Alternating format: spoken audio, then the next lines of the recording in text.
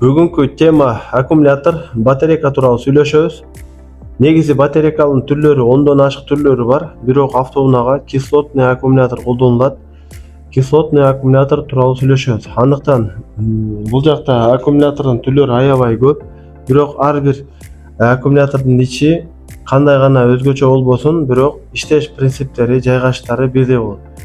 Андыктан баштадык. Туугандар, бул жерде түрдүү размердеги аккумуляторлор турат. Эми биринчи суроо, эмне үчүн аккумуляторлордун сөлөкөтү ар түрдүү болот? Аккумуляторлордун сөлөкөтү ар түрдүү болгонун биринчи себеби бул стартердин размери ар түрдүү болгону. Стартер эмнеге көз каранды болот десе, автоунаанын объему канчалык чоң болсо, ошончалык ваты чоң стартер коюлат. Стартер канчалык көп ток жесе, ошонго жараша аккумулятор коюлат. Канчалык чоң объемдорго ошончалык чоң аккумулятор коюш керек.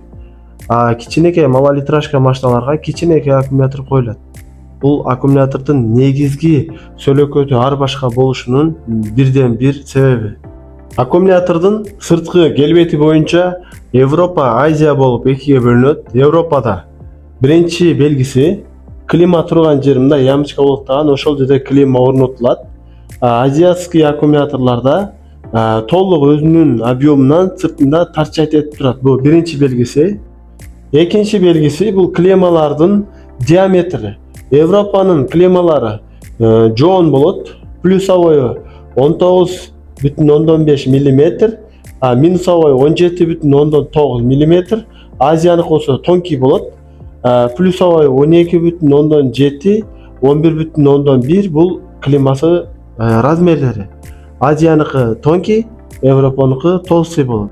Туугандар, мынакей Азия, Европа, бул эми туугандар, бул өздүк көрүнүшү боюнча, ал эми клемалардын жайгашышы боюнча экиге бөлүнөт.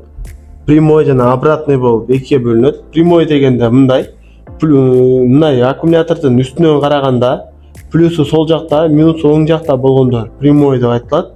Эгер плюсу оң жагында, минусу сол жагында болуп тетир болсо, обратный деп айтылат. Бул эмне үчүн керек? Себеби качан биз машинага орноткондо ал автоунаанын плюс минустары оң жагынан, сол жагынан, түрдүү жагынан келип калышы мүмкүн. Аккумулятор капоттун оң жагында, сол жагында болуп калышы мүмкүн. Ошол себептен бул аккумулятор универсалдык болгондуктан ар бир автоунаага түшүш керек. Ошондуктан прямой жана обратный болуп, клемасы эки тараптуу болуп берилет. Бул аккумулятордун ички көрүнүшү, бул пластина. Бир пластина 12 вольт болот, ар бир пластинада 12 вольт. Бул эми мындай түшүндүргөндө, бир пластина бул бир киши десек, мисалы бир жүктү бир адам көтөргөндө кандай оңой, көпчүлүк менен кандай жеңил. Мына ошондой эле бул ар бир 12 вольт болот дагы, бири-бирине независимый. Ичинде комната бөлүнгөн, ар бир комнатада бирден пластина болот дагы, ичинде куюлган электролит менен химический реакциянын негизинде заряд кармап, кайра заряд чыгып иштейт. Эми бул ар бири кандай устроенный, бул боюнча отдельно айтып берем. Могу ичине куюлган жидкость боюнча биринчи маалымат берейин. Бул химиянын аты электролит, состав 65% таза, эч нерсе кошулбаган таза мөңгү суу, 35% күкүрт кислотасы. Экөө кошулганда электролит деген химия пайда болот. Электролит деген качан куюлганда уровени канча болуш керек? Мына пластинаны үстүн 3 мм көмүп туруш керек. Кайсыл жерде мына пластинанын канча пайызын электролит көмүп турган болсо, именно ошол көмүп турган жеринде гана химический реакция болот дагы, ошол жери гана заряд кармап, кайра заряд чыгарат. Эми эмне үчүн генератордун убактысы коюлат? Биринчиден, ичиндеги пластиналар жана мына электролит бул убакыт өткөн сайын испарение болот дагы, электролиттин граммы азаят. Аккумулятордун негизги өмүрү 3 жыл болот. Ал 3 жыл болгонун негизги себеби бул электролит испарение болот. Ушул электролит канчалык азайган сайын, ошо электролит көмүп турган жердеги пластинадагы химический реакция болот, калган жери иштебейт. Ошондуктан аккумулятордун электролити азайгандан кийин милдеттүү түрдө электролитти алмаштырыш керек.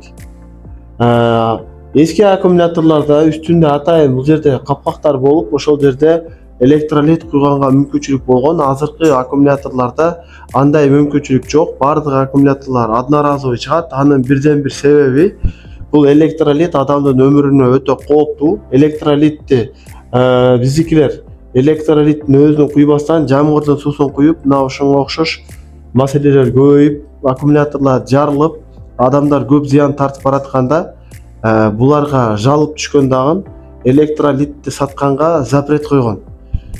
Эми аккумулятор эмне себептен жарылат туугандар? Аккумулятордун жабырылганынын себеби бул жерде эки пластина плюс жана минус электроддор бири-бирине тийбеген абалда ортосунда сепаратор бири-бирине тийгизбей сактап турат. Ошол сепаратор коюлганда анга электролит коюлуп, электролит химический реакция болот. Эми кайсыл жерде электролит көмүп турган болсо, асты иштейт дагы, кайсыл жерде электролит көмбөй турган болсо, ал жер ысыйт. Ысыгандан кийин сепаратор деген защитникти күйгүзөт. Ошол мезгилде плюс-минус бири-бирине замыкание берет дагы, аккумуляторду жарылып кетүүсүнө алып келет. Ошондуктан аккумуляторду көп убакытка иштеткенге болбойт. Гарантиясы бүткөндөн кийин аккумулятор иштеп атабы, иштебей жатабы, милдеттүү түрдө аккумуляторду алмаштырыш керек. Болбосо ал сиздин ден соолугуңузга кооптуу болуп калышы мүмкүн. Гарантия маселеси мына ошондой. Эми ар бир электродду детально түшүндүрөбүз. Бул туугандар толук пластина. Пластина плюс жана минус эки электроддон турат. Бири-бирине тарак сыяктуу болуп, бири-бирине мындай болуп кийип турат. Ушу кийгенде экөө бири-бирине тийбеш үчүн атайын мындай сепаратор деген буюм бар. Сепаратор бул мына шифердин материалынан болот дагы, гибкий болот. Сепаратор сууда эрибейт, химияга дагы эрибейт. Ошол эки плюс минустун ортосунда бири-бирине тийип замыкание болбош үчүн арасына сепаратор коюлат. Бул буюм бардыгыбыз эле билген коргошун сепаратор ушул эки эле материалдан болот. Жана охлажденияга мындай болуп бир электродду сыртына сепаратор оролсо, экинчи электрод халасай болот. Мына турган электроддор бири минус, бири плюс болот. Сепараторлор да ошондой. Плюс-минус сепараторлор электроддор сыртына сепаратор капталган болот. Чтобы жанындагы электродго замыкание бербеши үчүн. Булар эми электроникада кандай өзүнө зарядды алат, кайра өзүнөн заряд кандай чыгарат, ошону түшүндүрүп берейин. Туугандар, эми аккумулятор кантип заряд алат жана өзүндөгү зарядды кантип чыгарат? Мындайча айтканда, өзүнүн ичине кантип зарядды камтыйт? Бул химический реакциянын негизинде болот. Бул эки электрод, бири минусовой, бири плюсовой электрод, ушу экөөнүн ортосунда бири-бирине замыкание болбош үчүн сепаратор деген буюм коюлат. Бул куюлуп турган идиш суу, бул электролит, бая айтып кеткендей эле 65% таза суу, 35% күкүрт кислотасы. Эми туугандар, реакция кандайча болот? Азыр бул электролитте турган мезгилде эч кандай реакция жүрбөйт. Качан биз бул плюс жана минус жагына бунун өзүнүн өздүк напряжениясынан жогору болгон напряжение берсек, мисалы бул 12 вольт болсо, 14 вольт уласак, бул өзүнүн абалынан экинчи абалга өтөт. Мындай айтканда, суу муз абалына өтөт деген сыяктуу эле өзүнүн өңү өзгөрөт дагы, ошол заряженный абалга өтөт. Ал эми биз буну зарядтан алып туруп, кайра өзүнөн кичинекей буюмга, айтор ваты кичинекей бир лампочканы улай турган болсок, лампочка bundan тогун алып баштаганда бул өзүнүн эски абалына өткөндө кайра өздүк абалына кайтып калат. Ошол бул көп разовый болуп эсептелет дагы. Ошол процесс заряд алса өзгөрүп, кайра зарядын чыгарганда эски абалына кайтып, ушул химический реакциянын негизинде өзүнө зарядды киргизип кайра чыгарат. Бул электролит болсун, бул жакта гелиевый болсун, айтор бардыгы процесс бирдей жүрөт. Эми туугандар, бул электролит на уровне бул электроддорду көмүп туруш керек. Эгер көмбөй турса, электролит азайып кете берсе, канчалык электролит азайса, ошо электролит көмүп турган жерде гана реакция жүргөндүктөн заряд кармоосу ошончалык начарлап кете берет. Убакыт өткөн сайын электролит азаят дагы. Мисалы 30% электролит калса, анда аккумулятордун 30% күчү калат. Канчалык электролит көп болсо, ошончалык максималдуу түрдө иштейт.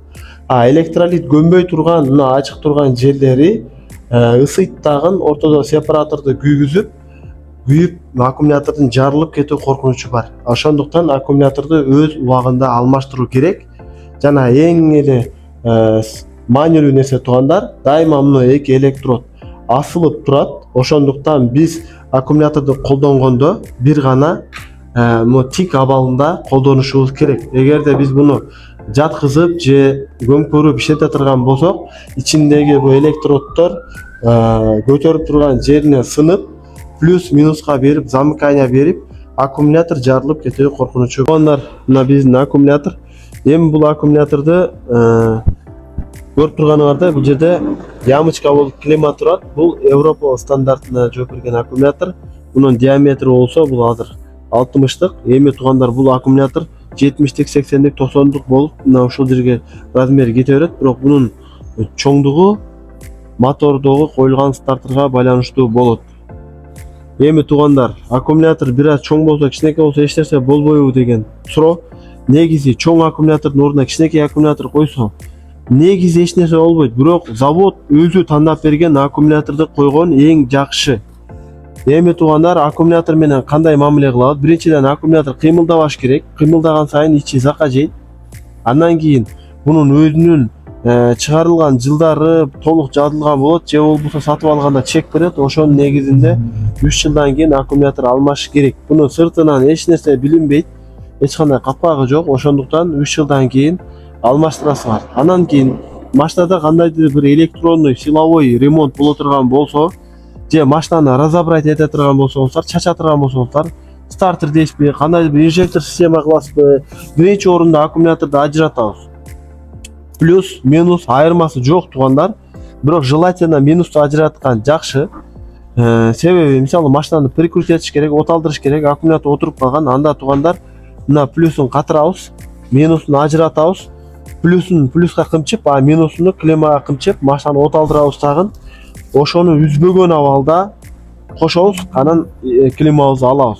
Мына ушинтип иштейсиздер. Аккумуляторду андан кийин текшергенде туугандар, мынакей тестер, бул автотестер менен текшергенде бул жакта мынакей 12:43 көрсөтүп атат. 12ден жогору аккумулятордун заряды бар болот. 12ден төмөн түшүп кетсе аккумулятор отуруп калган болот. Аккумуляторду алмаштырганда клемманы бири-бирине бириктирип койсо мындай болот, тигиндей болот. Негизи туугандар, ар машинада ар башка болот. Компьютерге жакшы түшпөгөн машиналарда ошондой функция бар экени чын. Качан машинанын компьютери алмашса, же болбосо бир аз убакытка суруса, мисалы дросселди адаптация кылса, ошондо аккумулятордун клеммасы суруп 5 минутага коюп койсо, өзү адаптация кылат, эски форматына кайтарат. Ошондой нерсе бар. Бирок жаңы машиналарда аккумуляторду суруп адаптация кыла албайсыз. Ошондуктан аккумуляторду суруганда эч кандай бир чек жанат, бир ошибка чыгат деген коркунуч жок. Ошондуктан аккумуляторду кенен кесир эле чечип, заряд кылып кайра салсаңар болот. Эгер аккумулятор чыгарганыңарда машина кандайдыр бир зака жеп калса, ал бул сиздин айыбыңыз эмес. Себеби машинада аккумуляторду даимий эле алмашып, даимий эле ремонт кылып, же болбосо заряд кыла турган буюм. Ошондуктан аккумулятор эч нерсеге зыян бербейт. Эгерде аккумулятор чыгарса зыян тартып кала турган машиналарга атайын 2 аккумулятор коет.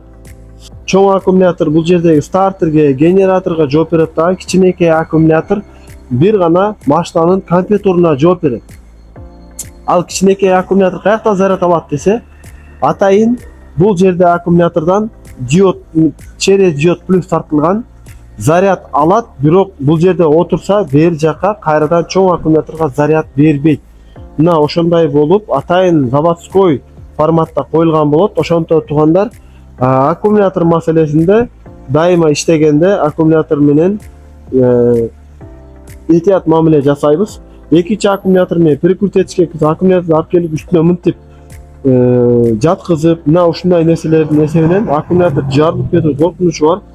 Эгер прикрутить этем десеңиздер, эң туура форматы буну суруйбуз туугандар, плюсун плюска карматабыз, ушу сурулбаган абалда, массаны массага карматып, оталдырып, үзбөгөн абалда клеммасын улайбыз, анан аккумуляторду алабыз. Mına ушундай тоонун. Өзүңөр үйдө кантип өлчөйбүз, кантип текшеребиз? Клемалар Европа кандай, Азия кандай, ошол боюнча мага прямой эфирде тапшырма катары тапшырасыңар.